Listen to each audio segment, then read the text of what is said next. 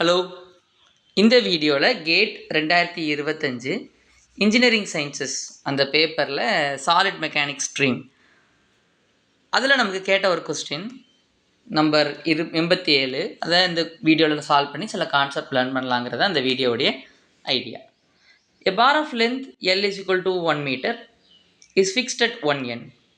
Before heating, its free end has a gap of del is equal to 0.1 mm from the rigid wall as shown in the figure. Now the bar is heated, resulting in uniform temperature rise of 10 degrees Celsius. The coefficient of linear thermal expansion of the material is 2 into 10 power minus 6 per degree Celsius. And the Young's modulus of elasticity is 100 gigapascal. Assuming that the material property do not change with temperature, the magnitude of the resulting axial stress on the bar is in megapascal in integer. அதான் நம்ம கேட்டிருக்காங்க. நம்ம படம் கொடுத்துருக்காங்க. ஒரு பாரோட நீளம் நமக்கு 1 metre, அதை ஒரு எண்டில் ஃபிக்ஸ் பண்ணியிருக்காங்க. அப்புறம் இன்னொரு கேப் நம்ம கொடுத்துருக்காங்க. என்ன கேப் கொடுத்துருக்காங்கன்னா 0.1 mm கொடுத்துருக்காங்க. ஃப்ரீ எண்டில் பார்த்தீங்கன்னா இது ஒரு ஃப்ரீ எண்டில் பார்த்தீங்கன்னா 0.1 mm நம்ம கேப் இருக்குது. இப்போ இந்த பாரை வந்து நம்ம யூனிஃபார்மாக ஹீட் பண்ணுறாங்க. எவ்வளோ டெம்பரேச்சர் வரைக்கும் ஹீட் பண்ணுறாங்கன்னா, டெம்பரேச்சர் வந்து 10 டிகிரி செல்சியஸ் வரைக்கும் நமக்கு ஹீட் பண்ணுறாங்க. 10 டிகிரி செல்சியஸ் வரைக்கும் நமக்கு ஹீட் பண்ணுறாங்க. இந்த பாரோடைய லீனியர் தெர்மல் எக்ஸ்பான்ஷன் கோஎஃபிஷியன்ட் அப்படின்னு கொடுத்துருக்காங்க. அதுக்கு நம்ம சிம்பிள் பொதுவாக புக்ஸில் என்ன பயன்படுத்துகிறாங்கன்னா ஆல்ஃபா அப்படின்னு பயன்படுத்துகிறாங்க. Linear thermal expansion coefficient alpha. அது எவ்வளோ கொடுத்துருக்காங்கன்னா 20 into 10 power minus 6. நான் அதை என்ன பண்ணுறேன், 20 10 power minus 6 டினாமினேட்டர் கொண்டு வந்தேன் 20 10 power 6. கொஞ்சம் கேல்குலேஷன் ஈஸியாக இருக்கட்டுமே அப்படிங்கிறதுக்காக 1 degree Celsius எழுதியாச்சு.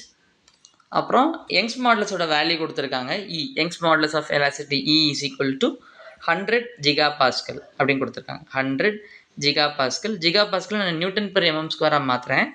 இன்ட்டு 10 power 3 மல்டிப்ளை பண்ணால் போதும். Newton by mm square. Are we done? Yes, முடிச்சாச்சு. 10 power 3 மல்டிப்ளைட் வித் 100 எவ்வளோப்பா?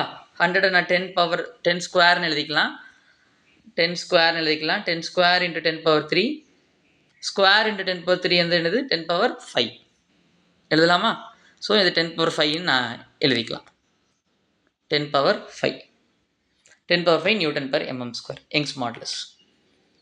இப்போ நம்ம வந்து என்ன பண்ணோம்னா, நம்ம பொதுவாக ஒரு ராடு இருக்குன்னா அந்த ராடை வந்து ஹீட் பண்ணுறோன்னு வச்சுக்கோங்களேன், சூடுபடுத்துகிறோம். சூடுபடுத்தினா என்ன ஆகும்னா அந்த ராடு விரியும். முதல்ல இந்த ராடு எவ்வளோ விரியதுக்கு வாய்ப்பு இருக்குன்னா, டெல்டா எல் எவ்வளோ விரியும்னா டியூ டு தெர்மல் எவ்வளோ விரிய வாய்ப்பு இருக்குன்னா, தெர்மல் இஸ் ஈக்குவல் டு தெர்மலுக்கு எவ்வளோ விரிய வாய்ப்புனா alpha into delta T into L naught. இதை போட்டால் நம்ம என்ன கண்டுபிடிச்சோம்னா, ஹீட் கொடுக்கறதுனால எவ்வளோ விரியும் நான் கண்டுபிடிக்கலாம்.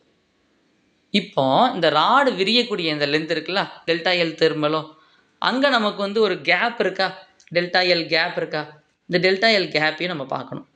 இந்த டெல்டா எல் கேப்பையும் இந்த டெல்டா எல் தெர்மல் நம்ம ரெண்டுத்தையும் நம்ம கம்பேர் பண்ணி பார்க்கணும். இப்போ இந்த டெல்டா எல் தெர்மல் வந்து அதிகமாக இருந்தால் மட்டும்தான், அதிகமாக இருந்து இந்த கேப்பு வந்து கம்மியாக இருந்தால் மட்டும்தான் தெர்மல் ஸ்ட்ரெஸ் க்ரியேட் ஆகும். தெர்மல் ஸ்ட்ரெஸ் நமக்கு உருவாகும். தெர்மல்னால நம்ம இந்த தெர்மல் எக்ஸ்பான்ஷன்னால ஸ்ட்ரெஸ்ஸு இருக்கும், இல்லாட்டி இருக்காது. முதல்ல அந்த செக்கை நம்ம பண்ணணும். பண்ணிடலாமா? இப்போ நம்ம என்ன பண்ண போகிறோம், we are going to multiply இந்த டெல்டா எல் தெர்மல் நம்ம கண்டுபிடிக்க போகிறோம். முதல் ஸ்டெப் அதுதான். அப்படி இருந்தால் தெர்மல் ஸ்ட்ரெஸ் இருக்கும், அந்த தெர்மல் ஸ்ட்ரெஸ் இருக்கும். அந்த தெர்மல் ஸ்ட்ரெஸ் என்னங்கிற ஃபார்முலாவை அடுத்து நான் எக்ஸ்பிளைன் பண்ணுறேன். ஓகே, இப்போ அந்த தெர்மல் ஸ்ட்ரெஸ் இருக்கும், டெல்டா எல் தெர்மல் கண்டுபிடிக்கலாமா? Delta L thermal equal to என்ன? Alpha into delta T into alpha into delta T into L naught. ஆல்ஃபாவோட வேல்யூ என்ன? 20 டிவைடட் பை 10 power 6. டெம்பரேச்சர் என்ன? 1 divided by degree Celsius. Delta T என்ன? Delta T is 10 degree Celsius. L naught எவ்வளவு? 1000 mm. Length மீட்டரில் கொடுத்துருக்காங்க, cancel பண்ணால் 1000 mm. இப்போ நான் அந்த டிகிரி செல்சியஸ் நான் கேன்சல் பண்ணுறேன். கேன்சல் பண்ணிவிட்டு எனக்கு 10 power 6 இருக்குது. இதை நான் கேன்சல் பண்ணும்போது இங்கே 10 power 5ஆக மாறும். இப்போ இப்போ இந்த 10^5ஐயும் நான் எதையும் கேன்சல் பண்ணுறேன், இங்கே இருக்கிற 0வையும் கேன்சல் பண்ணுறேன், இங்கே 10^4 மாறிடும். 10^4. இப்போ எனக்கு இந்த 10^4ஐயும் இங்கே இருக்கிற 10^3, இது 10^3, 1000னா 10^3, அதையும் எனக்கு கேன்சல் பண்ணால் எனக்கு இங்கே எனக்கு மறுபடியும் ஒரு 10 மட்டும்தான் இருக்கும். இப்போ எல்லாமே எனக்கு கேன்சல் ஆகிடுச்சு. எல்லாமே கேன்சல் ஆனதுனால நான் என்ன இருக்குது, இப்போ மீதி இருக்கிறத மட்டும் நான் எழுதுகிறேன். மீதி எனக்கு என்ன இருக்குது, remaining I do have 2/10 unit என்ன mm. 2/10 என்ன எனக்கு 0.2 mm. இப்போ அந்த கண்டிஷன் வருதான்னு பார்ப்போமா. Delta L due to thermal என்ன, delta L due to thermal is 0.2 mm. Delta L equal 0.2 mm. அது கிரேட்டராக இருக்கா, கேப் எவ்வளவு 0.1 mm. ஸோ அதனால் என்ன க்ரியேட் ஆகும், இதனால் எனக்கு தெர்மல் ஸ்ட்ரெஸ் அந்த பாரில் க்ரியேட் ஆகும். ஓகே, இப்போ நம்ம தெர்மல் ஸ்ட்ரெஸ்க்கான ஃபார்முலா நம்ம போயிடலாமா. You can go to the formula for thermal stress. So thermal ஸ்ட்ரெஸ்ஸுக்கான ஃபார்முலா நம்ம போகிறோம். Thermal stress is equal to, இப்போ இதை நான் எப்படி எழுதலான்னா, ஸ்ட்ரெயின் நெட், மொத்த strain, total strain, strain net is equal to ஸ்ட்ரெயினுக்கு சிம்பிள் வந்து எப்சிலான், ஸ்ட்ரெயின் மெக்கானிக்கல், அதை நான் ஷார்ட்டாக மெக் அப்படின்னு எழுதிக்கிறேன், அண்ட் ஸ்ட்ரெயின் தெர்மல்னால் delta alpha into delta T, அவ்வளோதான். இப்போது நமக்கு ஸ்ட்ரெயின் நெட், மொத்த ஸ்ட்ரெயின் எவ்வளவு, வாட் இஸ் ஸ்ட்ரெயினோட டெஃபினிஷன் என்ன, delta L by L naught தான் ஸ்ட்ரெயினோட டெஃபினிஷன். மொத்தம் டோட்டலாக எல்லா எஃபெக்ட்ஸையும் கன்சிடர் பண்ணுறோம், மெக்கானிக்கல் லோடும் கன்சிடர் பண்ணுறோம், தெர்மல் லோடும் கன்சிடர் பண்ணுறோம். இப்போது மெக்கானிக்கல் ஸ்ட்ரெயின் என்ன, மெக்கானிக்கல் ஸ்ட்ரெயின் வந்து ஹூக்ஸில் அப்ளை பண்ணால் ஸ்ட்ரெஸ் பை யங்ஸ் மாடுலஸ், அதான் மெக்கானிக்கல் ஸ்ட்ரெயினோட ஃபார்முலா. தெர்மல் ஸ்ட்ரெயின்னா alpha into delta T. Okay, இப்போ நான் வந்து ஸ்ட்ரெயின் மட்டும்தான் வேணும், நம்ம எல்லாத்தையும் ரீஅரேஞ்ச் பண்ணலாம். மற்ற எல்லாத்தையும் ரீஅரேஞ்ச் பண்ணால் எனக்கு என்ன வந்திருக்கும், இப்போ stress is equal to E into ஆல்ஃபாவை நான் இந்த பக்கம் எடுத்துகிட்டு வந்துடுறேன். எனக்கு இங்கே ஆல்ரெடி நெட் ஸ்ட்ரெயின் இருக்கும், delta L by L naught இருக்கும், மைனஸ் ஆல்ஃபா இன்ட்டு டெல்டா டி. ஓகே, இது எழுதுனா போதும். இப்போ எனக்கு டெல்டா எல் எவ்வளோ விரியறதுக்கு வாய்ப்பு இருக்குது, இங்கே எனக்கு வந்து விரியறதுக்கு வாய்ப்பே 0.1 mm தான் விரியும், அவ்வளோதான். செவுறு கேப் கொடுத்துருக்கு. நீ ஹீட் பண்ணு, அந்த ராடை ஹீட் பண்ணாலும் எனக்கு எவ்வளோ தான் விரிய போகிறேன்னு, you're allow to expand only 0.1 mm, அதுக்கு பிறகு நான் அலோவ் பண்ண மாட்டேன். எது விரியாமல் இருக்கோ அதனால தான் நமக்கு என்ன உருவாகுது, நமக்கு ஸ்ட்ரெஸ் இதில் உருவாகுது, அதுதான் இங்கே போட்டிருக்கோம். So delta L is equal to என்ன, 0.1 mm. எல் நாட் என்ன, எல் நாட்டோட value 1000 mm. Alpha into delta D, alpha வந்து என்னது 20 × 10^6, அதுக்கு பெர் டிகிரி செல்சியஸ் 1/டிகிரி செல்சியஸ். இப்போ டெல்டா டி எவ்வளவு, 10 டிகிரி செல்சியஸ். இப்போ வாட் ஹேப்பன்ஸ் நோ, இப்போ என்ன நடக்கும், இந்த டிகிரி செல்சியஸும் கேன்சல் ஆயிரும். இங்கே எனக்கு 2 zeros இருக்குது, இது ரெண்டுத்தையும் கேன்சல் பண்ணால் எனக்கு இங்கே 10^4 இருக்கும். ஸோ 2/10^4. இங்கேயும் பார்த்தீங்கன்னா எனக்கு இது எப்படி எழுதலாம், 0.1/1000 நான் எப்படி எழுதலாம். ஸோ 0.1னா 1/10 எழுதிக்கலாமா, 0.1னா 1/10, 0.1னா 1/10.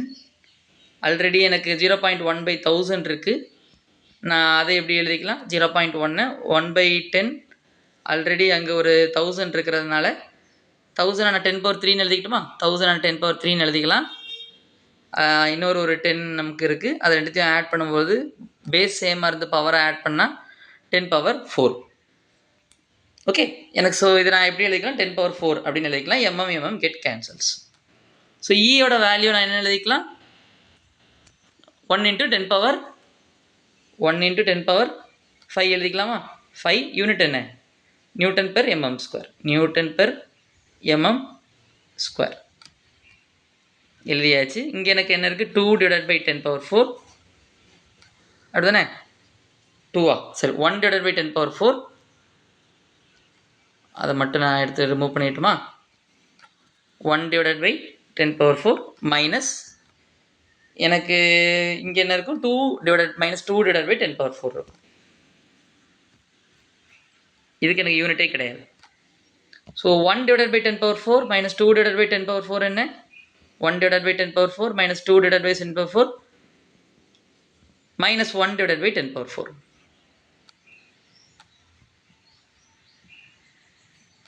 எழுதியாச்சு.